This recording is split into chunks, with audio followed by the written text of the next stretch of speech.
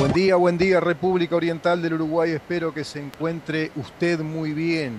Así me dirijo a esta señora que tanto quiero y que tanto queremos, a esta República Oriental del Uruguay, que son todos ustedes, quien les habla, todos nosotros. Hoy estamos constituyendo esta República Oriental del Uruguay, pero es mucho más que eso, es toda su historia, su tradición.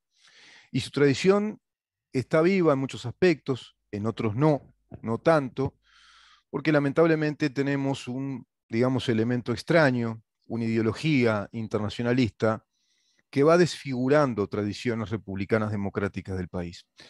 Antes de entrar en este tema, que vamos a conversar con el diputado Felipe Schipani sobre uno de esos asuntos, tiene que ver con FENAPES, tiene que ver con esas horas pedidas que exceden abundantemente, en abundancia, exceden las horas reglamentarias de licencias sindicales y que han sido motivos de una investigación en comisión de diputados iniciada por el diputado Felipe Schipani, que también está trabajando ahora en conjunto con el diputado, el doctor Gustavo Subía. Bueno, ambos llevan a cabo esta investigación y se encuentran un montón de pruebas que parecen indicar que hay ilícitos. Vamos a conversar con el diputado respecto a ese tema. Muchos temas hoy para conversar. Vamos a hablar con el edil Leonel Aguirre sobre ese préstamo que no salió, el préstamo que solicitaba la intendenta de Montevideo, Carolina Cose, ese préstamo del BID para saneamiento. No, al final cambió la pisada otra vez. Era para comprar camiones, para limpieza. Bueno, ese fue el argumento principal por el cual eh, Laura Raffo, que lidera este movimiento, digamos, vinculado a la oposición de ediles del Partido Nacional, bueno, no le concede esa, digamos, autorización, no les da esa aprobación, perdón, no se aprueba de parte de los ediles del Partido Nacional, tampoco de cierta parte de ediles del Partido Colorado, no se aprueba ese préstamo y por un voto no se aprobó ese préstamo. Vamos a conversar con el edil Leonel Aguirre, que es uno de los ediles del Partido Colorado que no brindó su voto, que no aprobó ese préstamo, y bueno, vamos a escuchar las razones por las cuales eso pasó. Alborotos, el día de ayer, digamos que escenas violentas por momento, tiene que ver con el 24 de abril. ¿Y qué pasa el 24 de abril? Bueno, el 24 de abril se conmemora el genocidio de los armenios de parte de los lobos turcos, de los jóvenes turcos, que por allá por el año 1890 comenzaron a tener problemas. En junio de 1890, los estudiantes armenios de la región oriental crearon la Federación Revolucionaria Armenia, que reclamaba autonomía, emancipación, política y económicamente también. Y se lo llamó Dashnak. Resistían como podían las provocaciones de agresiones de los turcos. Resulta que por allá, por el año 1915, líderes armenios fueron deportados gradualmente y asesinados de, digamos, ese imperio otomano del país turco, a través de la aprobación de la ley Tesir o Texir, no sé cómo se pronuncia. Bueno, fueron deportados, asesinados, excepto, digamos, los pocos que pudieron regresar a Constantinopla. Y por esa razón, en esta fecha se conmemora el triste, digamos, evento histórico del asesinato y deportación de un montón de intelectuales armenios, líderes armenios, pero también de una suma increíble, 1.500.000 armenios asesinados por turcos. Esto fue motivo de ciertas disputas callejeras porque el país está por celebrar por lo menos la primera etapa de un TLC con Turquía, estuvo el canciller turco, y parece que hubo cierto gesto irónico y soberbio del canciller ante los reclamos aparentemente pacíficos de armenios, seguramente algunos quizá alzados de tono o elevando un poco el tono, pero lo cierto es que hubo, parece, burlas, ironía de parte del canciller y de ciertos grupos turcos vinculados a la Cancillería. Lo cierto es que el presidente aclaró rápidamente, el presidente de la República, que esto solo tiene que ver con un tratado de libre comercio. Siempre está aclarando el presidente que una cosa son las relaciones comerciales, los tratados de libre comercio en este caso, y otra es la aprobación o no del comportamiento interno de cada uno de los países con los cuales se pueden entablar relaciones comerciales. Hasta ese punto podemos estar de acuerdo con el presidente, ¿no? Es decir, Lo que importa acá es generar fuentes de trabajo. Lo que importa acá es generar buenos vínculos comerciales para que los uruguayos tengamos más trabajo, más posibilidades de trabajar. No entendí lo de Cuba. Dijo, yo había planteado incluso un TLC con Cuba. No entiendo a razón de qué o a la sazón de qué con Cuba. ¿Qué podemos intercambiar con Cuba? La verdad que esas cosas del presidente a mí me dejan un poco descolocado. ¿Cómo le va, Felipe? ¿Cómo está? Gracias por estar con nosotros una vez más. Un placer, Rubén, estar en contacto contigo y con toda la audiencia del programa. Hoy te traté de usted, ¿viste? ¿Cómo le va? Gracias por estar, Felipe. Día Un gris, placer. día feo, con mucha lluvia, llovió muchísimo, se cumplió el pronóstico de Metsul para la región, zona amarilla y zona naranja en la parte litoral este del país, zona naranja, zona amarilla para acá, para el sur. Va a estar un día bastante para tomarlo con calma y estar muy concentrado en las cosas que hay que hacer. Lo cierto es que ustedes están concentrados en este tema FENAPES, Felipe, es así. Exactamente. El lunes pasado finalizó la etapa de declaración de testigos. Hoy ya la comisión ingresa en la parte, digamos, de los informes. Yo ya como miembro denunciante no puedo participar de esa etapa porque la ley prevé que el denunciante no puede participar de la etapa de los informes, pero ya hay elementos sobre el cierre de la investigadora para hacer algún balance. En primer lugar, Rubén, nosotros este tema lo hemos venido abordando desde el inicio aquí en el programa y te puedo decir que tengo una enorme tranquilidad. La tranquilidad de haber podido corroborar a través de prueba, a través de testimonios, a través de documentos, que todos los extremos que nosotros indicábamos en la denuncia por la cual se conformó la comisión investigadora han sido confirmados. En primer lugar, este asunto, como los oyentes recordarán, se inició a partir de la denuncia de la exdirectora del Liceo de San José, Miriam Armejo, en relación a la situación de un docente.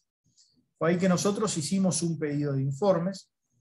En ese pedido de informes accedimos a documentación, a las famosas actas del Consejo de Educación Secundaria, que daban cuenta que era una práctica que refería también a otros dirigentes sindicales. Y con esa presunción fue que solicitamos la comisión investigadora. Y ha quedado absolutamente demostrado, Rubén, que estábamos frente a un sistema para defraudar al Estado, a un sistema para dejar a los estudiantes sin clase, a un sistema para beneficiarse con la obtención de licencias irregulares. De acuerdo a la documentación que nosotros tenemos en nuestro poder, más de 130 dirigentes sindicales, 130, en más de 70 liceos de todo el país, presentaban estos certificados. Certificados que, como hemos dicho en infinidad de oportunidades, eran certificados falsos. ¿Por qué? Porque invocaban un convenio que no existía entre la Coordinadora de Sindicatos de la Enseñanza y el CODICEN. Y este es otro de los extremos que ha quedado absolutamente probado. No existe convenio alguno para la obtención de este tipo de licencias por parte de FENAPES. Lo han dicho todos los actores que han pasado por la comisión. Las anteriores autoridades, sabrán que lo dijo en el diario El País Wilson Neto, expresidente de CODICEN, que lamentablemente no quiso ir a la comisión luego. En la comisión Celsa Puente, no existía el convenio. Obviamente que lo dijeron las actuales autoridades, la profesora Cherro. Lo dijeron todos los abogados, los 5 abogados de la jurídica de secundaria que pasaron por la comisión. No existe convenio, lo habían informado en el 2017. Lo ratificaron, no existe convenio alguno. Ninguno de los directores, ¿no?, de la veintena de directores que pasaron por la comisión investigadora conocían ese convenio. De modo que eso está absolutamente probado. El convenio no existe. El único que al día de hoy dice de que el convenio existe es Olivera, que me hace acordar a la situación de Sendic, ¿no?, que hasta el día de hoy, si tú le vas a preguntar, el título de licenciado existe, más allá de que la realidad ha demostrado de que es una falacia. No, y te olvidás de Topolansky, que parece que lo vio también. Bueno, claro. es cierto, es cierto. Capaz que Tomás que vio el convenio. Y capaz que sí. Un meme por ahí que es muy gracioso. Ujú. Pero entonces, quedó demostrado, Rubén, de que con certificados falsos, bajo un sistema organizado, se engañaba a los directores. Este es otro de los extremos que quedó absolutamente probado de los testimonios de los propios directores. Ujú. Lo dicen los directores, nosotros recibíamos ese certificado que tenía el membrete de FENAPES, que tenía la firma de José Olivera, Ujú. que invocaba el convenio y autorizábamos, porque la verdad, con todo el Ujú. trabajo que uno tiene en una dirección de un liceo, toda la cuestión pedagógica, de organización del centro y toda la tarea administrativa, no va a ir buscando a ver si el convenio existe. Como nos dijeron en más de una oportunidad, hacíamos buena fe de que el convenio existía. Ajá. Entonces, los directores justificaban esa inasistencia. Sí. Por tanto, esos directores fueron engañados en su buena fe. Ujú. ¿Para qué? Bueno, para obtener un beneficio, para Duda. no ir a trabajar. ¿Mm? Y Felipe, o sea que acá se generarle un perjuicio a la comprobaron, administración, porque claro, estas horas se pagaron, mm, no se trabajaron, ¿no? Además del perjuicio a los estudiantes, que para mí es el más importante, porque mm. miles de países en todo el país se quedaron sin clase, Rubén. Yo Entonces, aclaro a todos los oyentes que trato este tema contigo porque te lo debo porque fue primicia en el programa, ¿no? Fuiste tú el que trajiste el tema hace ya bastante tiempo que veníamos conversando. Vamos llevando el hilo, digamos, de esta cronología de la investigación, desde los primeros momentos o movimientos de la investigación en la Comisión de Diputados, en la que tú, bueno, estabas trabajando a raíz de aquella primera denuncia de la directora del Liceo de San José. Se confirmaron entonces, Felipe, varios extremos por lo que tú estás diciendo. Por un lado, el engaño a directores. Por otro lado, que no existió ese convenio, se confirma. Más de 130 profesores en más de 70 liceos en todo el país haciendo este abuso ante el Estado. Abogados, directores que lo confirman. Pregunta, ¿se sabe quién fraguó ese convenio? ¿Quién lo hizo como figurar como que existe ese convenio? evidentemente que fue la cúpula de FENAPES. Ujú. No sabría decirte qué integrante de la cúpula de FENAPES, pero claramente Parte de ahí. esto del convenio ya viene del gobierno de Mujica. Hubo declaraciones en la comisión de Mm, Mario Bango, que es de los pocos sindicalistas que accedió a ir, mm, y él señaló con claridad que ya en el 2013 mm, esto se venía utilizando con otro artículo, invocando otra norma del estatuto, el 7013, mm. pero cambiaron del 7013 al 7010 ya en el 2015, porque con el 7010 no perdían presentismo. O sea que a estos docentes que faltaban, que dejaban a los estudiantes sin clase, que cobraban por horas que no trabajaban, que engañaban a los directores, que falsificaban certificados falsos, encima se les pagaba presentismo, Ah, que es una prima que se le paga a los docentes cuando no faltan, ¿no? sí, Es claro.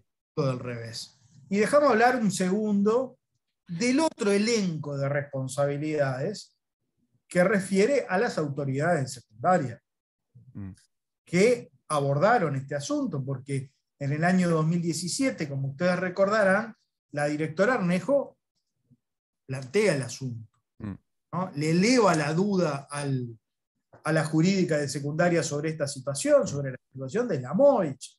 mm, La jurídica es categórica, ¿no? La sala de abogados de secundaria dice, no, mire, no hay ningún convenio mm, y estas horas no se pueden justificar.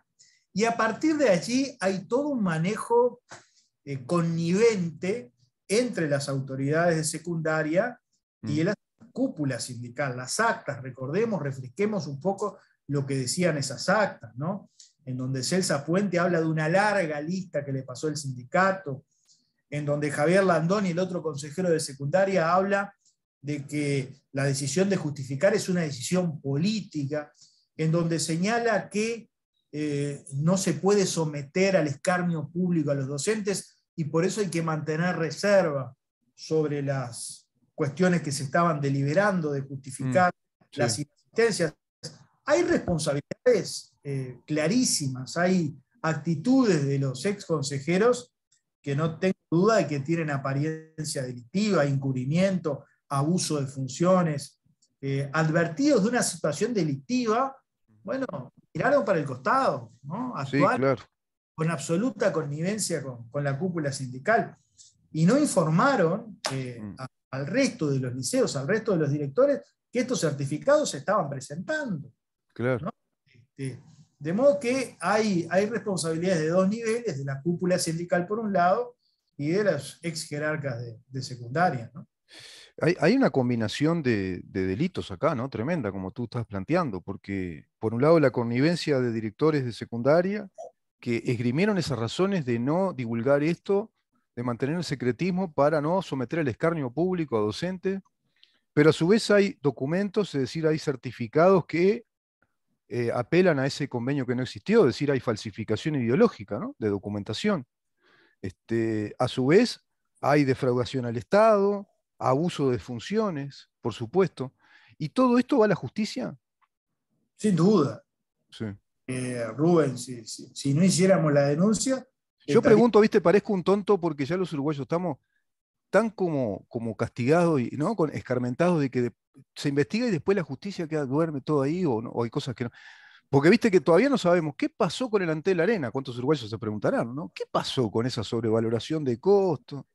¿Qué pasó con el gas Sayago? Y bueno, va quedando todo, se va durmiendo ahí.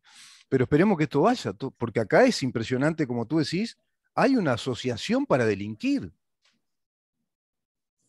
Bueno, a ver, yo no voy a ¿No andar llega a ese extremo esto? tipificando. No, Eso, yo tiro hipótesis legales, ¿no? eso le corresponde a los Sí. fiscales y jueces que intervengan en el tema. Que nosotros vamos a poner estos hechos en conocimiento de la justicia, no cabe Ujú. duda, Rubén, Mm. porque estamos omisos nosotros, ¿no? Claro. Creo que es la omisión de los funcionarios públicos de denunciar delitos de los que tuvieran conocimiento.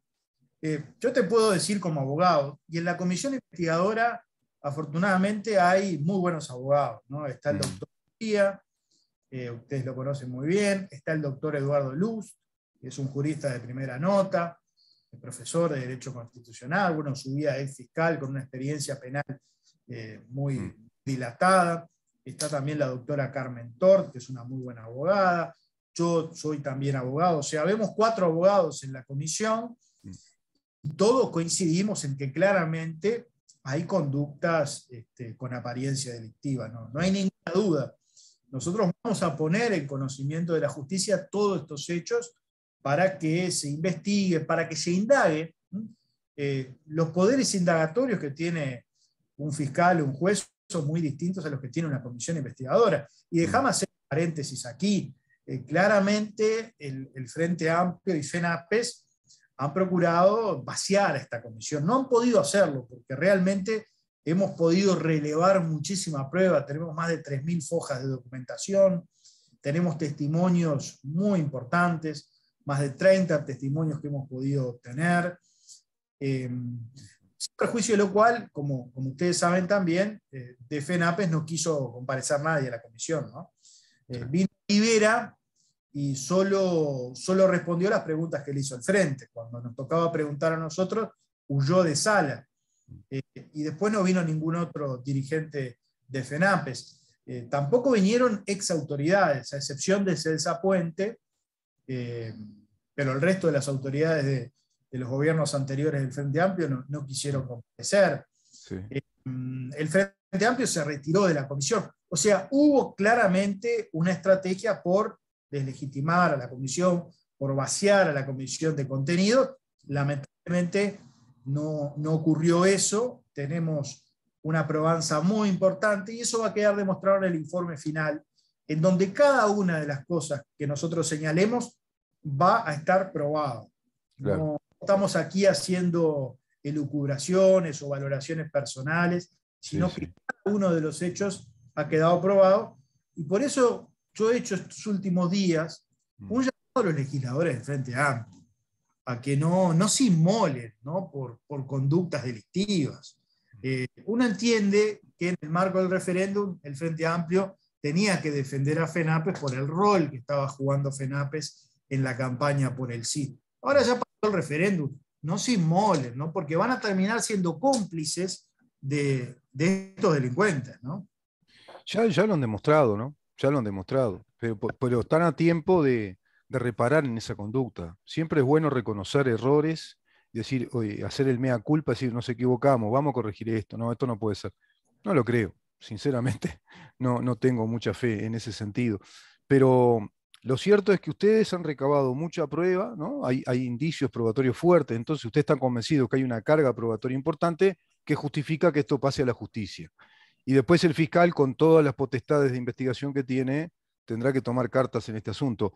Bien decía Felipe que ustedes vieron, además, estás hablando de eso, prácticamente como un equipo de abogados en esa comisión, ¿no? Estábamos hablando de Subía, de Luz, de la doctora que tú mencionaste, tu caso, todos son abogados, doctores en Derecho, y evidentemente cuando ven estos temas, seguramente la convicción tiene esa experticia, ¿no? La convicción de juristas que dicen, no, acá hay elementos claramente de ilicitud, hay cantidad de indicios que lo dicen. Y hay una práctica sistemática, decías. Esto lo venimos viendo contigo cada vez que tratamos este tema, ¿no?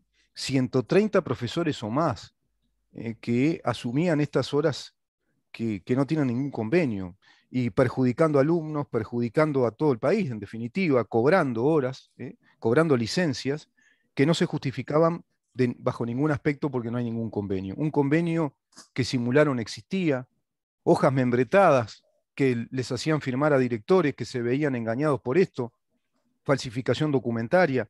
Los directores dicen que se vieron engañados, quizá también sea motivo de una investigación, porque a veces viste que todos, cuando las papas queman, fuimos engañados. No sé, pero no se investigaba, no investigaba a Celsa Puente, no investigaba a Wilson Neto si esto efectivamente era así, si había un convenio, no sabían que había un convenio o no había un convenio. Suena raro, ¿no te parece también? No, los que claramente fueron encargados fueron los directores de los liceos. De los liceos, claro. De los liceos sí. Las autoridades de secundaria sabían. Y hay una directora que Lo tuvo la sabían, precaución que no tuvieron los otros, ¿no? y Porque lo la directora sabían, Arnejo, claro. Lo sabían, ¿sabes por qué? Porque tuvieron enfrente a sus narices todos estos certificados de la MOVE. claro, Tuvieron el expediente, tuvieron el informe de la jurídica que decía que ese convenio no existía y que esas horas no se podían justificar. claro, Miraron para el costado, ¿no? claro. Apañaron la situación, actuaron en connivencia, y eso es incurrir en responsabilidad. Ujú. Sí, sin duda, sin duda. Acá hay una actitud otra vez, otra actitud que nos indica que lo político por encima de lo jurídico, de lo institucional, ¿no? Totalmente. Mantengamos el secretismo, tratemos de apañar la situación para que no sean sometidos al escarnio y cuántas cosas más, que vaya a saber uno qué. ¿No? Pero además hay otros elementos que ha podido recabar la comisión que da cuenta de cómo se manejaba el Consejo de Educación Secundaria, por lo pronto en el periodo anterior. Mm. La connivencia de los consejeros con el sindicato, particularmente la connivencia de Javier Landoni, que no era el consejero de FENAPES. La consejera de FENAPES era Isabel Jauregui, pero Landoni fue el que en su momento se llevó el expediente a su despacho e hizo toda esa tramoya, todo ese arreglo con Slamoech para que recupere las horas. En la sesión del lunes pasado compareció una directora que nos decía que Javier Landoni visitaba su liceo permanentemente, pero no para reunirse con la directora, sino porque lo convocaban desde el núcleo sindical, lo convocaba las criptas del liceo. Entonces, la directora entraba a una sala y se encontraba con el consejero Landoni reunido con los dirigentes sindicales. Lo que es espantoso, porque un consejero de secundaria tiene que referirse siempre a la autoridad liceal. Y Landoni iba al liceo y la directora ni se enteraba. Entonces, Landoni era un operador de FENAPES. Claro. Es clarísimo. Y la situación de Slamovich, todo este tema de la licencia, lo demuestra. Y en este tema y en otros. Entonces, entre paréntesis digo, qué positivo fue el cambio en la LUC, ¿no? Qué trascendente ha sido el cambio en la gobernanza, ¿no? Claro. En donde las autoridades preservan el interés general de la educación, del estudiante. Ya no están corporaciones allí metiendo sus cuñas para que en definitiva la organización tome decisiones que beneficien a la corporación y no al estudiantado. Sí, sin duda, sin duda. Es sacar el corporativismo y tener autoridades que estén racionalmente adecuadas a derecho, ¿no? De acuerdo a lo que la ley establece. Trato de autoridades con autoridades. Tiene que ser así. Ahí la racionalidad de una gobernanza del Estado a través del gobierno. Se volvió a eso, que me parece muy importante, ¿no? La educación en manos de las autoridades gubernamentales que nos representan, no en manos de sindicalistas que no representan a todo el país, que son una corporación, que estaban haciendo este tipo de jugarretas. Gracias por esto, Felipe. Y bueno, queda la del estribo que te la tengo que preguntar, porque el sector Ciudadanos estuvo implicado en el tema de los votos al préstamo del BID, por lo menos para cerrar la nota, pues si no, así que no le preguntó nada al diputado Schifani, que su sector estaba de acuerdo con dar los votos para que saliera ese préstamo del BID, pero finalmente no salieron por un voto, ¿no? Yo como secretario general del partido en Montevideo, porque tengo esa doble condición, sabíamos desde hace un buen tiempo que la bancada de ediles estaba dividida, que había 12 ediles proclives a no votar el préstamo y que había otros 2 que sí lo iban a hacer. Por tanto, desde el Partido Colorado en Montevideo resolvimos que el partido no se pronuncie, justamente para evitar que en un sentido o en otro que se pronunciara, eso no sea recogido o no sea tomada esa recomendación por la mitad de la bancada. Lo único que quiero decir sobre este tema es que el Partido Colorado, que es lo que creo que como secretario general debo expresar, está unido, la bancada de ediles sigue trabajando de la misma forma que lo ha venido haciendo. Hay evidentemente un punto de vista diferente sobre un tema puntual que es el préstamo BID, pero el trabajo conjunto y en unidad no se ha menoscabado en lo más. Sobre el tema, y me saco el sombrero de secretario general y me pongo el sombrero de integrante de Ciudadanos, desde el año pasado el ministro Peña ha señalado de que para su gestión como ministro era muy importante la aprobación de este préstamo, que tenía un componente vinculado al tema limpieza, que se enmarcaba en el Plan Nacional de Residuos que viene impulsando el Ministerio de Ambiente.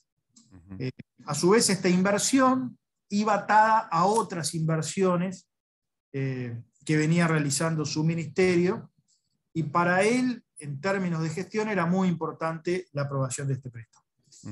Fuimos a una instancia de negociación. De esa instancia de negociación se pudieron obtener recursos adicionales para saneamiento, que era una de las grandes críticas que nosotros habíamos planteado a cómo estaba originalmente establecido el préstamo. Obtuvimos 18 millones de dólares más para saneamiento. Asimismo, se establecieron normas de control, como una comisión de seguimiento de ediles, como también una auditoría por parte del Ministerio de Ambiente, como también que todos los procesos sean competitivos, que todos los llamados de profesionales y gente que se contratara sean llamados públicos. O sea, establecimos una serie de controles para la ejecución del préstamo, pero bueno, el préstamo no salió. Y aquí me quedo. O sea, yo sé que el sector Ciudadanos ha sido muy criticado en estos últimos días, pero bueno, nosotros discutimos el tema y llegamos a la conclusión de que al enmarcarse este asunto en un tema que vincula directamente la gestión de un ministro de nuestro sector, íbamos a acompañar el préstamo. Claro, claro. O sea, tenés doble condición ahí, de secretario de partido y por otro lado sector Ciudadanos, ¿no? ¿Cómo es la política en eso? Pero el Partido Colorado, por lo que estás diciendo, concedió total libertad a los ediles, ¿no? O sea, no se ejerció presión de parte del Partido Colorado, que tomaran las decisiones que creían conveniente y de acuerdo a su sector también, ¿no? Totalmente. Y no lo hicimos exprofeso. Porque, a ver, Ciudadanos tiene mayoría dentro del partido, ¿no?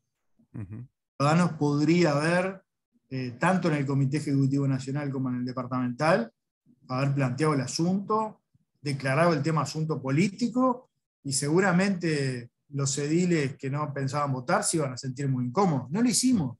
Y no lo hicimos justamente respetando todas las opiniones dentro del partido. El tema quedó radicado y circunscrito a la bancada de Diles. Y bueno, la bancada de Diles se pronunció, unos en un sentido, otros en otro, y bueno, y no hay que dramatizar, no hay que dramatizar el disenso, no hay que dramatizar los No, puntos. además yo creo que la Intendencia tiene suficientes recursos para ir hacia una campaña, me parece, de saneamiento que hace años que no han hecho nada, y limpieza, ¿no? Porque también ella después se fue muy para el lado de los camiones, qué sé yo.